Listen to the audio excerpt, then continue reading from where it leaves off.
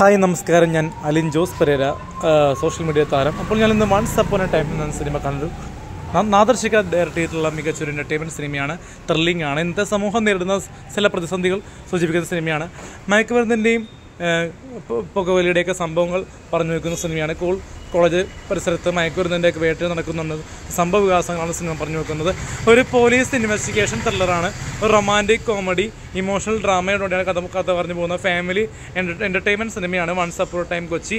അപ്പോൾ എല്ലാവരും തിയേറ്ററിൽ പോയി കാണുക. പിന്നെ ദേവിക സഞ്ജയ് എന്ന നടി മകൾ എന്ന സിനിമയ്ക്ക് ശേഷം സത്യനന്ദിക്കാട് ജയറാം, മീര ജാസ്മിൻ കൂട്ടുകെട്ടിലെ മകൾ എന്ന സിനിമയ്ക്ക് ശേഷം നമ്മുടെ ദേവിക സഞ്ജയ് മികച്ചായിട്ട് അഭിനയിച്ച ഒരു എൻ്റർടൈൻമെൻറ്റ് സിനിമയാണ് once upon a time Kochi. Thrilling ആണ്, എൻഗേജിങ് ആണ്, ഫൈറ്റാണ്, ഡ്രാമയാണ്.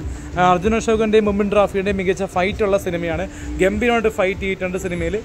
നിങ്ങൾക്ക് തിയേറ്ററിൽ നിന്ന് കാണേണ്ട അതിമനോഹരമായിട്ടുള്ള സിനിമയാണ്. ജാഫർ ഇടുക്കിയുടെ ഗംഭീരമായിട്ടുള്ള സാഹസിക നിറഞ്ഞ ക്യാരക്ടർ വേഷമാണ്.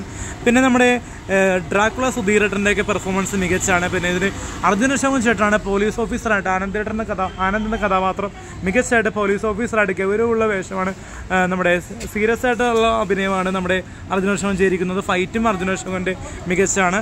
പിന്നെ സമ്മതിക്കായിട്ടുള്ള കോമ്പിനേഷൻ, നമ്മുടെ നാദർശികൻ്റെ അനിയനായിട്ടുള്ള പെർഫോമൻസും ഈ പടത്തിൽ വൺസ് അപ്പോൺ എ ടൈമിൽ പുതുമയായിട്ട് തോന്നുന്നുണ്ട്. അപ്പോൾ എല്ലാവരും തിയേറ്ററിൽ പോയി കാണണം സിനിമ. മെയ് 31 അതിസാഹസികം നിറഞ്ഞായിട്ടാണ് സിനിമക്ക് പോയത്. കാരണം കുറേ പേര് നമ്മളെ ഹെയ്റ്റേഴ്സ് ഉണ്ട്. അപ്പോൾ ഹെയ്റ്റേഴ്സിനെയൊക്കെ ബാധിക്കാണ്ട് തന്നെ സിനിമയ്ക്ക് പോയി. Once upon a time Kochi എന്ന സിനിമ നമ്മുടെ ഷേണൈസിൽ പോയി കണ്ടു അലിൻ ജോസ് പെരേര. പടത്തിലൊരു പെർഫോമൻസ് ഉണ്ട്, ഒരു പ്രസൻസ് ഉണ്ട്, ഒരു ചെറിയൊരു പ്രസൻസ് ഉണ്ട്. അത് നല്ല രീതിയിൽ തന്നെ വർക്കൗട്ടായി പോയിട്ടുണ്ട്. കുറേ സീക്വൻസ് ഒക്കെ ഉണ്ടായിരുന്നു. അത് കുറേയൊക്കെ വെട്ടി മാറ്റി കുറേയൊക്കെ എഡിറ്റ് ചെയ്തു. പക്ഷേ എഡിറ്റിങ്ങിന് ഒരു സീൻ മാത്രം പോയിട്ടില്ല. അത് കറക്റ്റായിട്ട് BGM ഉണ്ട്. അലിൻ ജോസ് പെരേരയുടെ പെർഫോമൻസ് BGMത്തിലൂടെയാണ് ചെയ്യുന്നത്. ഫൈറ്റ് പെർഫോമൻസിൻ്റെ BGM അത് വ്യത്യസ്തമായിട്ട് തന്നെ വന്നിട്ടുണ്ട്. പിന്നെ ചിലപ്പോൾ അത് ഡിലീറ്റഡ് സീനിൽ ചിലപ്പോൾ വരാൻ സാധ്യതയുണ്ട്. കൂടുതലും സീക്വൻസ് ഇപ്പോൾ ഒരു ഫൈറ്റ് രംഗത്തിൻ്റെ സീക്വൻസ് എന്തായാലും പോലീസ് സ്റ്റേഷന് മുന്നിലുള്ള സീക്വൻസ് എന്തായാലും നല്ല രീതിയിൽ തന്നെ വന്നിട്ടുണ്ട്. അലിൻ ജോസ് പെരേര ഞാൻ അഭിനയിച്ചിട്ടുണ്ട്. അപ്പോൾ അത് വന്നിട്ടുണ്ട് സിനിമയിൽ.